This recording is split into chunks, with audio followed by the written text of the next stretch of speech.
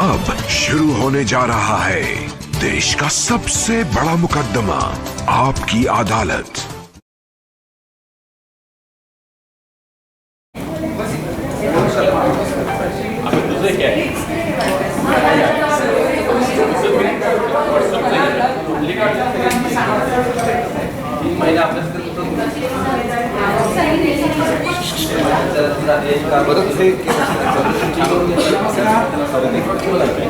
आपकी अदालत में आप सबका बहुत बहुत स्वागत है।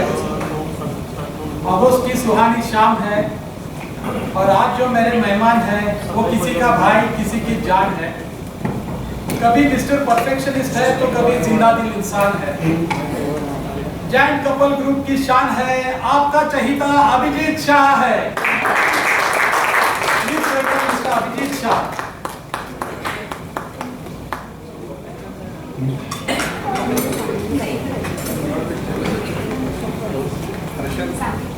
मेरे ऑडियंस ने क्या विचार है?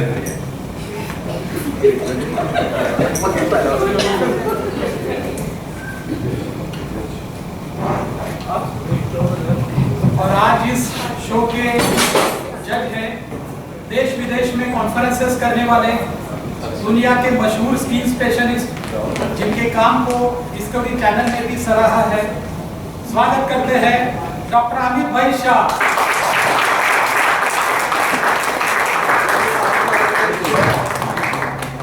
शाळेपासून मित्र आहेत त्यामुळे पार्सलिटी नको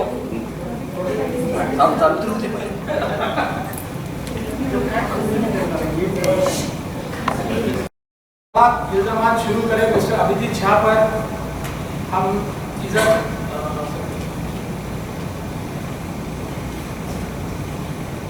और इससे पहले हम सवाल जवाब का सिलसिला शुरू करें। एक नजर अभिजीत शाह के बैकग्राउंड पर, इनके जीवन पर। He is an exceptional individual with a remarkable list of achievements which make him stand out both in personal and professional life. From a young age, he displayed passion for learning and dedication to his studies, which led him securing a 4th standard scholarship, setting the foundation for his future success. His academic journey took him to the prestigious Walchand College of Engineering in Sangli, where he pursued civil engineering. Through his college years, he proved himself to be a diligent and a motivated student, always eager to learn and excel in his field. But his accomplishments exceed far beyond his academic success. He possesses excellent leadership skills which have earned him respect and admiration from his peers and colleagues. Whether it be during group projects or in his professional career, he has demonstrated the ability to guide and inspire others towards achieving their goals. In his personal life, he is a supportive husband and a concerned father. He values his family dearly and goes above and beyond to ensure their happiness and well-being. He understands the importance of being there for his loved ones in both good and challenging times, offering unwavering support and encouragement.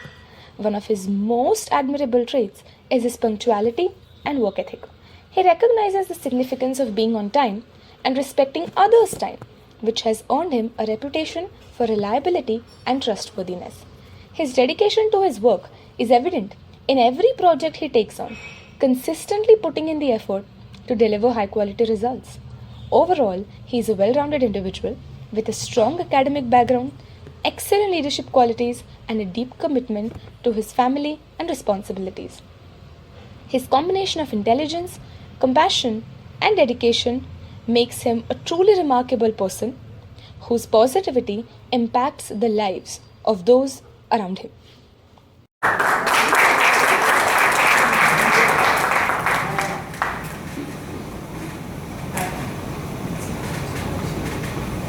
और इससे पहले कि सवालात इल्जामात शुरू करें हम अभिजीत शाह पर, मैं इजाज़त चाहूँगा आज के जज श्री अमित शाह से।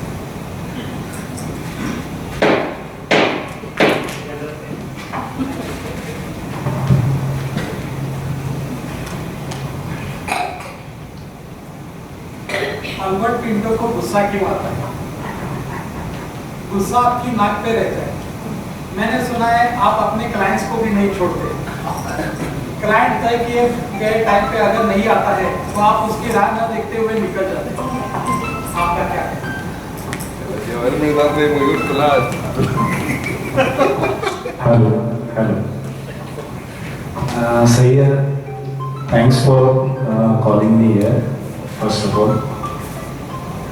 तुम्ही केलेला आरोप काही अंशी खरा पण आहे, पण नॉट ऑल द टाइम्स. कारण क्लायंट म्हणून क्लायंटला पण मला वेळ द्यावा लागतो, पण जर वेळेचं महत्त्व नसेल तर मग कुठल्याच गोष्टीचा उपयोग राहत नाही. 5-10 मिनटं नक्की कन्सिडरेबल असतात, पण अर्धा तास पाऊण तास जर डिफरन्शिएट होत असेल तर मी वेट नाही करत. आणि for every one this is same. कारण मी पुण्यात जरी माझी क्लायंटची अपॉइंटमेंट 10:30ची असेल तर मी सांगलीतून 10:15 वाजता पुण्यातल्या लोकेशनला हजर असतो.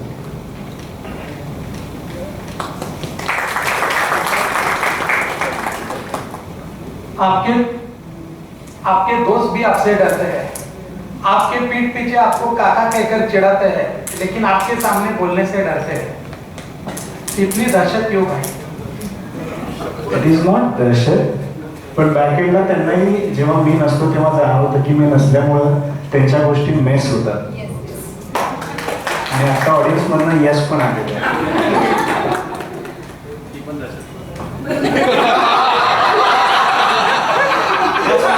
दहशत जरी असली तरी ते मनातून यश आलेलं आहे. कारण त्यांना माहित आहे की हर मर्ज की दवा अभिजीत है. तो आपके जवाब से क्या मैं ये समझूं कि आज के बाद अगर आपके दोस्त आपको काका करके बुलाते हैं तो आपको कोई ऐतराज नहीं होगा? हा त्यांचा कॉल आहे, माझा नाही. त्यांचा कॉल आहे, त्यांनी काय हात मारावी हा त्यांचा विषय आहे. आप बच्चों की 10th क्लास लेते थे तो वहां पर बच्चों की माएँ भी आपसे डरती थी. हालांकि ये बात अलग है कि उस टाइम सभी भी बच्चों ने टॉप किया था और आज भी उसका श्रेय सिर्फ आपको ही देते हैं. आपका क्या कहना है? फायनली आउटपुट कुठल्याही गोष्टीतनं काय येतो हा जास्त महत्वाचा आहे माझ्या दृष्टीने. आणि पॅरेंट्सना दहशत म्हणजे वेगळ्या अँगल नव्हती की आम्ही फक्त मॅथ्सवर फोकस नव्हतो. आम्ही इन्व्हॉल्व त्या स्टुडंट्सची डिसिप्लिन असेल, एखाद्या गोष्टीबद्दलचा त्याचा बदलायसाठी अप्रोच बदलण्यासाठी, त्याची विचारधारा बदलण्यासाठी आम्ही प्रयत्न करत होतो. आम्ही फक्त मॅथ्सचे मार्क पाडण्यासाठी प्रयत्न करत नव्हतो. तेव्हा माझे 3ही स्टुडंट आणि 4 वर्षांनी तुम्ही नक्की मला सांगाल की त्यांना काय मिळालं आणि ते कुठे आहे.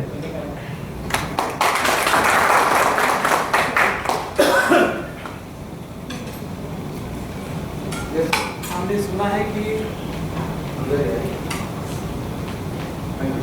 सुना है कि समाज की तरफ से बच्चों को धार्मिक पाठशाला में रुचि बढ़ाने के लिए आपको नियुक्त किया गया है. वहां पर भी एक नई सोच आप लेके आए. आपने सोचा कि बच्चों के पहले उनके मातों की पाठशाला देनी चाहिए. तो आखिर ये क्या मामला है? ॲक्च्युली मला हे सरप्राईज होतं. 1.5 वर्षापूर्वी मला देरासरमधून कॉल होता की पाठशाळेसाठी आम्ही काही नवीन बॉडी करण्यात इंटरेस्टेड आहे आणि तुम्ही इंटरेस्टेड आहे का.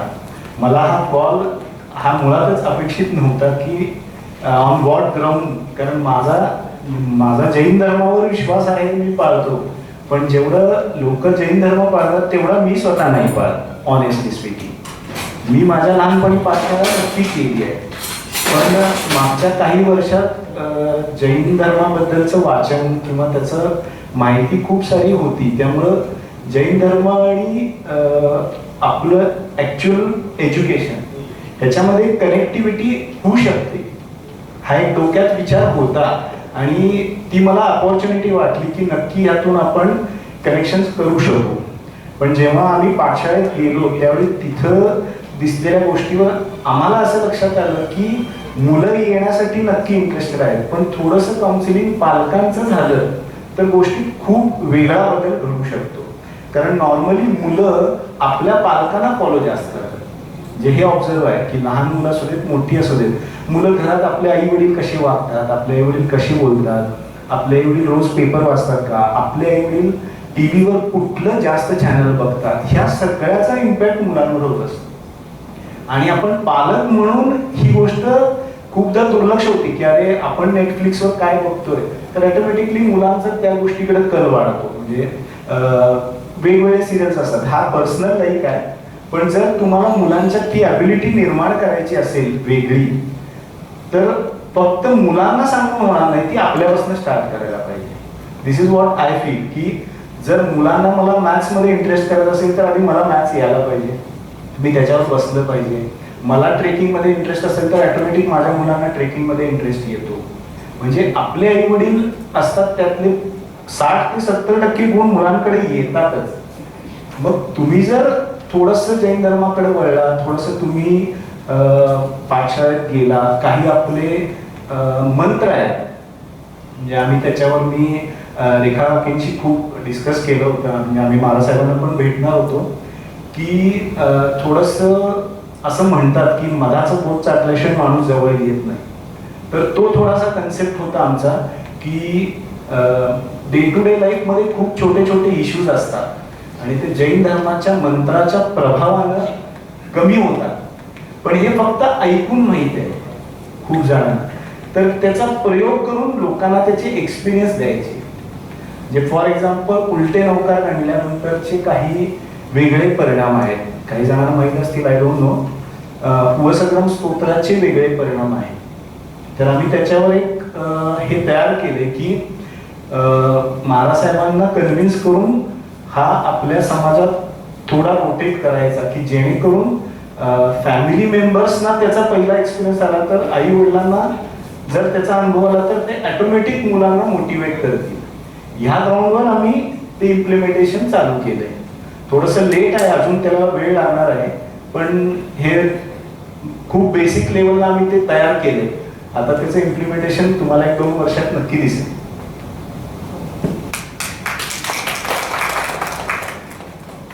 हमेशा परफेक्शन के पीछे भागने के चक्कर में एक मास्टर शेफ शो की तैयारी में आपने पूरी की पूरी रेसिपी रिकॉर्ड करके रख ली थी. क्या कहानी है इसके पीछे? That is thanks to my mentor Shilpa भाभी. त्यांनी मला खूप चांगलं शिकवलं, पण समोर थोडा मी विद्यार्थी कच्चा असल्यामुळे मीच त्यांना रिक्वेस्ट केली होती की एखादी कुठली गोष्ट मधली स्किप आउट होऊ नये, तर तुम्ही मला रेकॉर्ड करून टाका. आणि आजही माझ्याकडे ते रेकॉर्डिंग आहे. कधी मला वाटलं भाजी करावी तर मी आधी 10 मिनिटं ते रेकॉर्डिंग शांतपणे ऐकतो, कारण मी तेवढा परफेक्शनिस्ट नाही आहे, म्हणजे पर्टिक्युलरली इन कुकिंग म्हणा. पण माझ्या मेंटॉरने मला त्यावेळी खूप सपोर्ट केला. मला येत नव्हतं, मी आधीमध्येच घरी जायचो, मी हे केलंय बघा, आणि शी सपोर्टेड मी व्हेरी स्ट्रॉंगली.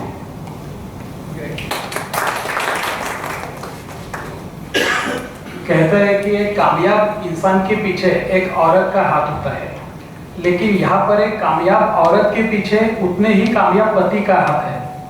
हमने सुना है कि देश विदेश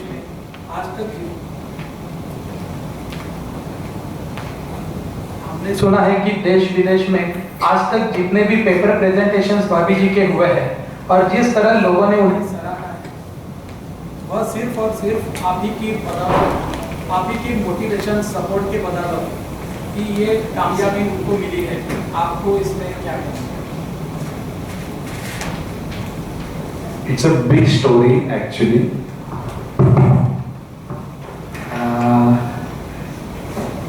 आम्ही दोघांनी वालचंदमधूनच ग्रॅज्युएशन केलं, त्यामुळं मलाही माहीत आहे की हाऊ इंजिनिअरिंग कसं कितपत ते हार्ड आहे आणि किती कष्ट करून आहे. म्हणजे त्या काळात सुद्धा मेधा हॉस्टेलवर असायची, मी हॉस्टेलवर रात्री जायचो. आम्ही रात्री 2 वाजता सुद्धा विश्रामबागमध्ये भेटलोय, चहा प्यायला आलोय, ती बाहेर आली आहे. तर एवढं सोपं नव्हतं ते डिग्री मिळवणं. आणि मी बिझनेसमध्ये आल्यामुळे मला ग्रॅज्युएशन इनफ होतं, पण ती ज्या स्ट्रीममध्ये आहे तिथं तिला अपॉर्च्युनिटी पण खूप जास्त होत्या.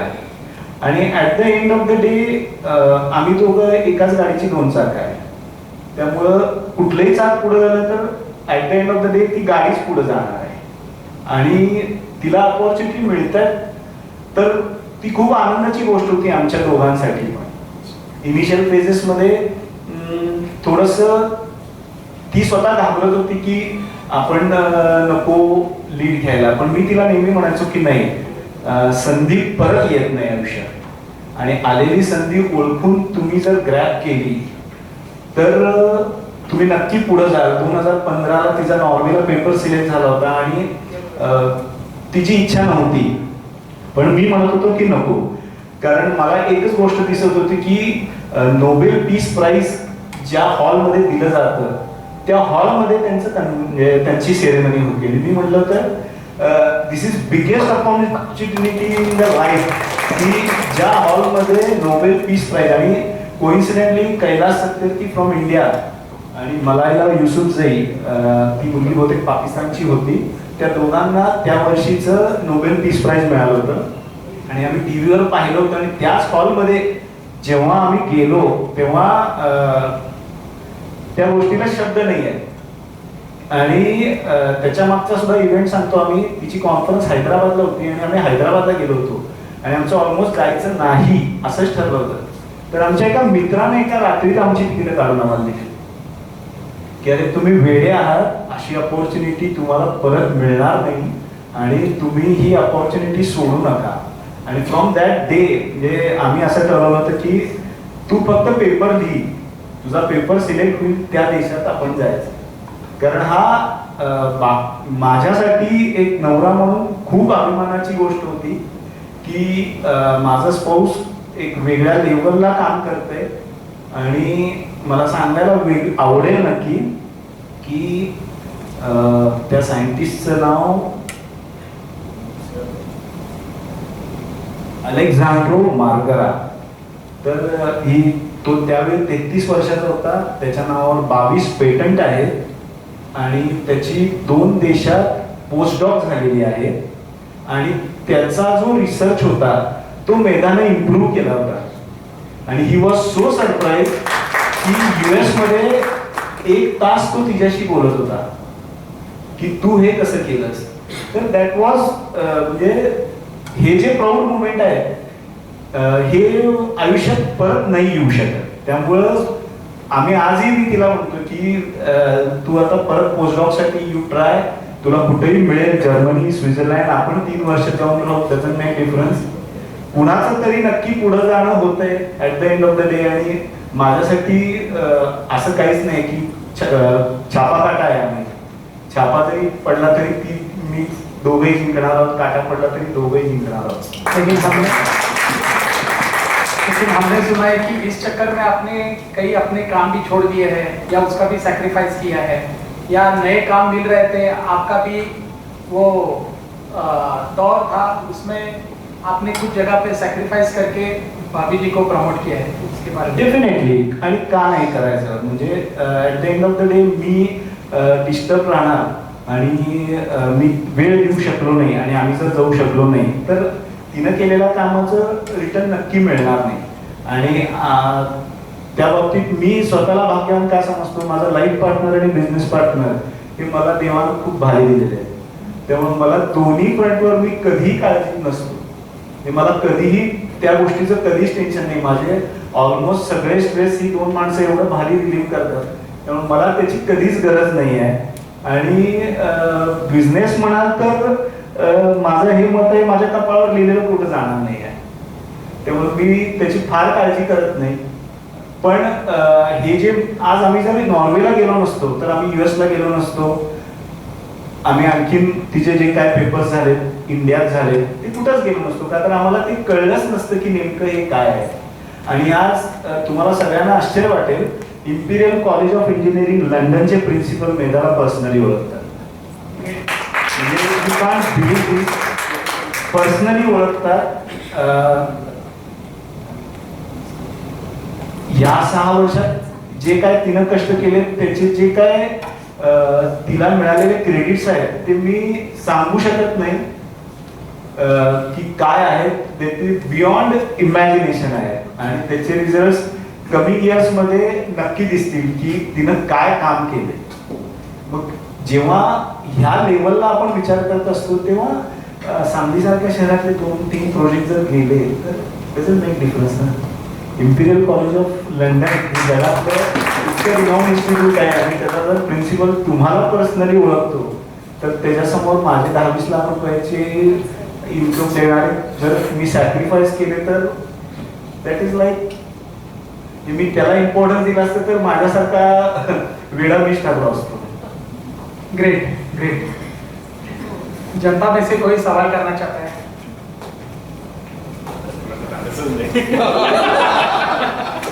कोई भी सवाल आपके मन में है, कुछ भी सवाल ऑन एनी ग्राउंड्स. काका म्हणून विचारा मला तर. मस्ती मजाक कुछ भी हो, सीरियस हो, आपको पूछना है. ती घरी मला सकाळ संध्याकाळ प्रश्न विचार. कुणाच्या मनात आहे काही असेल?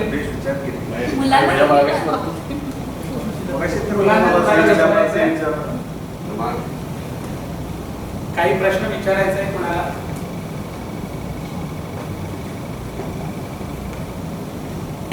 काय विचारायचं?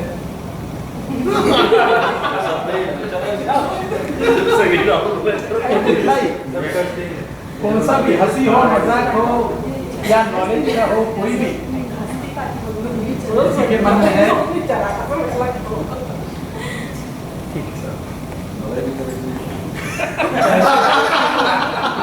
दहशत गर्दी छोड़ के आप आज फ्री है, कुछ पूछना चाहते हैं तो पूछ सकते हैं. आपकी अदालत है.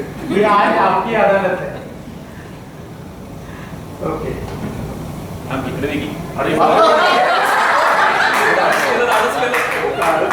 हॅलो.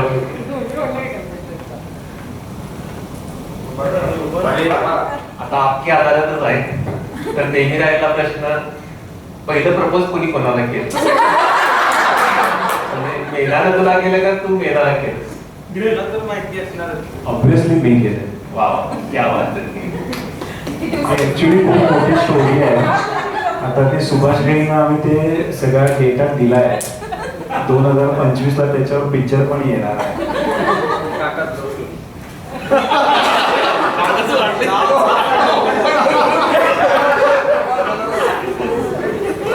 आपकी अदालत में आज मुकदमा चला रहे हैं जिसने समाज में लोगों के दिल जीते हैं. लोगों ने बहुत प्यार दिया है, सम्मान दिया है, लेकिन आपकी अदालत में तो इल्जाम लगाए जाते हैं. तो अगला इल्जाम अजीत शाह जी पर. आपके ऊपर आरोप है कि आप ग्रुप ट्रिप्स तो बहुत बढ़िया अरेंज करते हैं, लेकिन किसी की भी राय नहीं सुनते, सिर्फ अपने ही मन की करते हैं. असू शकते, नो इश्यू. पण at the end of the day कोणीही सांगावं की एखाद्या ट्रिपला गेल्यानंतर म्हणजे मी अरेंज केल्यावर कुठला पॉइंट राहिला जर असेल तर आय एम रेडी. बरोबर आहे. आणि जर त्यांनी इंडिव्हिज्युअल ट्रिप केल्यावर त्यांचे दिवस राहिले असतील तर तेही त्यांना मिळते. त्यामुळे मी वेगळं सांगायची काही गरज नाही आहे. आपके ऊपर अगला आरोप है कि आप अपने बच्चों के प्रति ओवर प्रोटेक्टिव है, अपने बच्चों को भी कभी अकेला नहीं छोड़ते हैं, अपनी एनिवर्सरी के दिन भी बच्चों को लेके निकल पड़ते हैं. माझ्या लाईफ मध्ये असलेल्या 3 लेडीज आहेत, त्या माझी बायको आणि माझ्या 2 मुली. आणि ऑनेस्टली स्पीकिंग पोरी आयुष्यात आल्यानंतरचं आयुष्य खूप वेगळं झालंय. मुलींना सोडून कधी विचारच करू शकलेलो नाही आहे की कुठं गावाला जाणं. अगदी क्लायंट बरोबर जरी गेलं तरी त्यांना माहित असतं की बाबा आता कुठं आहे, कुणाबरोबर आहे. त्यामुळं कधी असं मनात सुद्धा विचार आला नाही आणि त्यांनाही नाही. पण कोइन्सिडेंटली आजच माझी पोरगी एकटी गेलेली आहे, आजच फर्स्ट टाइम. कदाचित मेधा भाभींसारखंच यश आणि अभिजित सारखंच विचार रुजत असतात मनामध्ये आणि पुढे जायच्या वाटचालीसाठी तिला तो सॅक्रिफाईस करायला लागत आहे. निश्चितच. कारण जोपर्यंत तुम्ही स्वतः झगडत नाही तोपर्यंत. कारण ऑनेस्टली सांगायचं तर माझ्या लाईफ मध्ये 30 वर्षानंतर नियतीनं मला परत त्याच पॉइंटवर आणून ठेवलंय. 1993 साली मी जिथून बाजूला झालो तिथंच माझी पोरगी परत उभी राहिली आहे जाऊन, आणि तिथूनच परत माझं जिथं देवानं पॉज मारला होता तिथून परत प्ले मारलाय. आणि हे फक्त मला, मेघाला आणि 2 पोरींना माहिती आहे की कुठं पॉज होता आणि कुठं परत प्ले झालाय.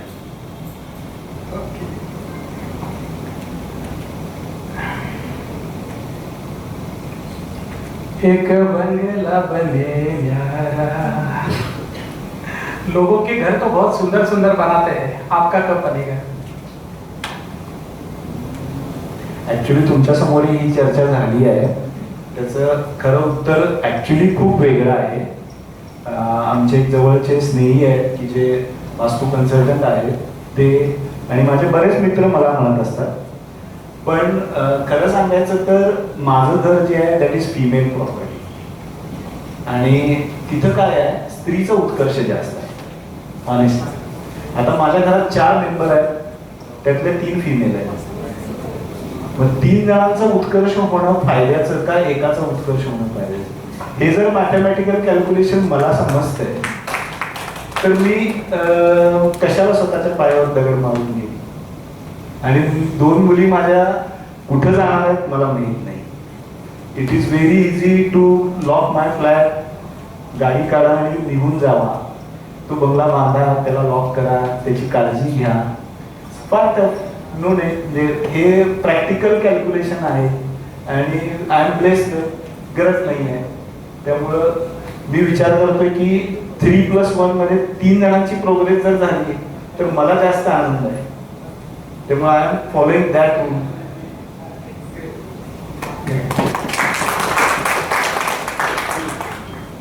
आखिरी सवाल. Thank you. आपकी बीवी जो आपसे इतना प्यार करती है फिर भी आपसे इतना डरती क्यों है?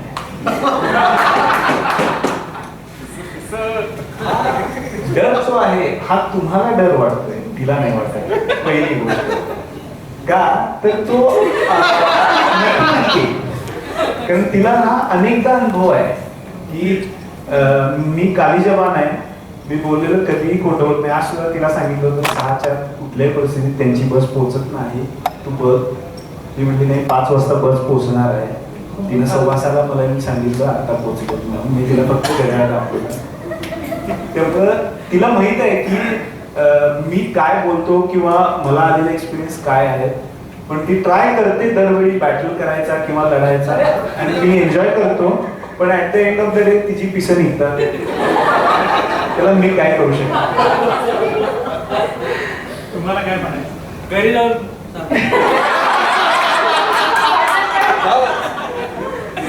नाही, काय घाबरणे आहे दुसऱ्या अर्थानं असं आहे की तो म्हणतो असं आहे की मी खूप लढते त्याच्या विरोधात, हे तुझं चुकलंय. पण इतक्या वेळा मी ते तोंडात पडले की नाही ते म्हणतो ते शेवटी बरोबर होते. मग आता एक असं झालंय 25 वर्षानंतर की ठीक आहे बाबा तू म्हणतोस ते बरोबर आहे. मग ते असं होतं की ठीक आहे मी नाही बाजू मांडत, कारण हा त्याचा तो अनुभव किंवा ते काय त्याचं एक हे आहे त्याचं तसं होतच ते. त्यामुळं आणि काही गोष्टी कसं आहे तो म्हणेल तसं बऱ्यापैकी फिक्स असतं हे करायचं आणि ते राईट होतं. इव्हन क्लायंटच्या बाबतीत पण अनेक क्लायंटच्या बाबतीत मला अभिजितचा तसाच अनुभव आहे. इथं आहे की त्याचे अनेक क्लायंट तर त्यांच्याशी भयानक भांडणं होतात त्याची, पूर्ण त्यांचं घर बांधस्त पण. त्यातला हर्षल एक मला म्हणजे माझ्या आमचं घरचंही नातं आणि क्लायंट पण. तर मी त्याला अनेक वेळा म्हटलं अभिजित तू काम सोडून दे, आपली भांडणं नको कुणाची, अगदी मित्र असू दे काय. तर तो म्हणतो होऊ देत भांडणं, पण एंडला त्यांना कळणार की माझे निर्णय करेक्टच होते. आणि असं आजपर्यंत सगळ्या कामात झालेलं आहे की ते क्लायंट म्हणतात पण एंडला त्यांना कळतं की आपली चूक होती आणि अभिजित तो त्याच्या मुद्द्यावर हलत नाही. खूप काही झालं त्याच्या मुद्द्यावर हलत नाही ऍट द एंड. असं पण नाही आहे की माझा मुद्दाच बरोबर आहे, फक्त माझ्याकडे त्याचं लॉजिकल रिझनिंग असतं आणि मी कुणालाही समोरच्याला विचारतो की बाबा तुझं रिझनिंग दे, आपण डिस्कस करूया. जर तू प्रूव्ह करू शकलास तर मी can follow you, otherwise you have to follow me. मग लोक डिस्कशनलाच येत नाही. मुद्दा मांडायचा म्हणून मांडण्यात मजा नसते. मी काय म्हणतो तुम्हाला माझ्याशी डिबेट करायचं ना, नक्की या. आय एम ऍग्री, मी रात्री 2 वाजता तयार आहे. पण तुम्ही लॉजिकल रिझनिंग घेऊन या की नाही त्याचं हे असं आहे आणि असं होईल. We will definitely follow you. लोकांकडे फक्त असं माझ्या मनात असं आहे, मनात आहे म्हणून कुठली गोष्ट मी कधी करू शकत नाही. मेरा सवाल है, उसका आंसर अभी आपने दिया है, फिर भी मैं और एक बार उसके ऊपर आपसे रोशनी डालना चाहूंगा। इन सब आरोपों के बावजूद ग्रुप मेंबर्स आपको ही अपना कैप्टन क्यों मानते हैं? जनता को जवाब चाहिए। माझ्यापेक्षा जनता जास्त चांगला जबाब देऊ शकते, बिकॉज त्यांनी निवडलंय, मी नाही निवडलेलं. त्यांनी निवडलेलं ते जास्त चांगलं सांगू शकते. आणि ग्रुपची कुठली ट्रीप असू दे किंवा काही असू दे, उद्देश हाच असतो की आपण एकत्र जातो, वन्स इन ए इयर आपण एकत्र चांगला वेळ घालवतो. तर आपण सगळे एवढ्या बिझी शेड्यूल म्हणून 5 दिवस 8 दिवस काढतो, तर त्या प्रत्येक मिनिटाचा आपल्याला हिशोब म्हणता येणार नाही, पण आनंद मिळावा हा. आणि कुठली गोष्ट करताना अभ्यास करून केली तर आपल्यालाही त्याचा आनंद असतो की नाही बाबा एखादं ठिकाण आहे. काही वेळा तर मी पर्सनली एकटा जाऊन आलोय की असं नको व्हायला की लहान मुलं आपण घेऊन जातोय आणि तिथे गेल्यानंतर आपण तोंडावर पडायला नको. कारण मुलं ट्रिपला जाणं इज व्हेरी डिफरंट थिंग आणि बायका पोरांना बरोबर नेताना खूप डिफरंट थिंग. आम्ही आजपर्यंत आमच्या पर्सनल ट्रिप सुद्धा अरेंज, म्हणजे मी जेव्हा फॉरेन ट्रिप्स केल्या तर त्या सगळ्या मी इंडिव्हिज्युअल केल्यात. पण माझ्याकडं लंडनला जायच्या आधी लंडन मधल्या सगळ्या स्ट्रीटवरची दुकानांची नावं, त्यांचे कलर बोर्ड सकट मला पाठवते की इतके वेळा मी ते युट्यूबचे व्हिडिओ बघितले होते, घरात सांगितलं होतं की इथून एवढा वेळ लागणार आहे, इथून एवढा वेळ लागणार आहे आणि आपल्याला हे सगळं एन्जॉय करायचंय. त्यामुळे आमचं कधी कुठं वेळ वाया गेला नाही की आम्ही कुठं चुकलो नाही की आमचं कुठल्या गोष्टीचं नुकसान झालं नाही. का तर आपण 2 वर्ष 3 वर्षातनं खूप मोठी रक्कम खर्च करून जेव्हा परदेश दौऱ्यावर जातो किंवा भारतात सुद्धा कुठेही जातो तर त्या गोष्टीचा आपल्याला आनंद मिळायला पाहिजे. हा जर मोटो असेल आपला तर आपली ट्रिप सक्सेसफुल होते. आणि at the end of the day मित्र खूप चांगले आहेत, ते एन्जॉय करतात आणि कोणीतरी असं पाहिजे एकानं डेडिकेटेडली का बाकीच्यांनी मजा करावी, नथिंग. त्यात काही वावगं नक्कीच काही नाहीये आणि आय डोंट माइंड. अभिजीत, आपने बहुत ही अच्छे जवाब दिए और अब वक्त है आपकी अदालत में आज के जज अमित शाह के फैसले का आज के मुकदमे पर।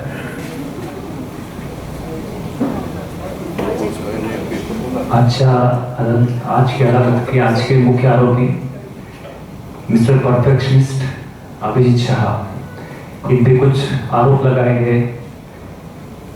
उनका बहुत अच्छी तरीके से उन्होंने अपने अंदाज में उसका आंसर किया है. कुछ सवालों के उन्होंने बहुत अच्छे जवाब दिए, लेकिन कुछ सवालों के उन्होंने नरोवा पुंजरोवा अशा पद्धतीने उत्तर दिले. जनतेच्याच कोर्टमध्ये बॉल त्यांनी ठेवला काही ठिकाणी, पण त्यांनी ज्या पद्धतीनं उत्तर दिले त्याच्यामध्ये उदाहरणार्थ पाठशाळेचं जे त्यांनी सांगितलं की बिंग इंजिनियर, पाठशाळेच्या मंत्रांमध्ये देखील एनर्जी आणि त्यातून रिव्हर्स वाचल्यानंतर सुद्धा आपल्याला एनर्जी मिळू शकते. हे टेक्निकल अनालिसिस अशाच व्यक्ती करू शकतात. त्याचप्रमाणे फॅमिलीसाठी, आपल्या मुलांसाठी सॅक्रिफाईस करण्याची जी त्याची एक वृत्ती आहे ती देखील ह्या ठिकाणी आपल्याला त्यांनी अतिशय चांगल्या पद्धतीने सांगितली. काही प्रश्न उठवले गेले की क्लायंट्सवरती टाइम पंक्च्युअलिटीमुळं बऱ्याचदा गुस्सा, अलवर पिंटू को गुस्सा क्यों आता है, तर आणि मित्रांच्यातली दहशत. तर ह्या प्रश्नांची उत्तरं थोडीशी नरोबा कुंजरो या पद्धतीनं त्यांनी दिली. पण ठीक आहे, मिस्टर परफेक्शनिस्ट असल्यामुळं, टाइम पंक्च्युअल असल्यामुळं अशा गोष्टी डेफिनेटली अशा माणसांकडून एक्सपेक्टेड असतात आणि डरणा जरुरी आहे. बेटावरनं हा मेसेज त्यांनी इथं दिला आहे, पण तो चांगल्या अर्थानं आहे आणि त्यातून जर चांगलं घडणार असेल तर डेफिनेटली म्हणून अशी जे लिडरशिप क्वालिटीची जी व्यक्तिमत्व असतात त्यांची ही क्वालिटी असेल, म्हणूनच ही इज अ कॅप्टन. आपल्याला एक जसं कल्पेशन म्हटलं की आदरयुक्त भीती असणं गरजेचं असतं, त्याशिवाय आपण फॉलो करू शकत नाही अशा माणसाला. सो कसं आहे, मोठ्या माणसांनाच फॉलो करतो आपण. सो त्या क्वालिटीज असल्यामुळेच तो त्या ठिकाणी आहे.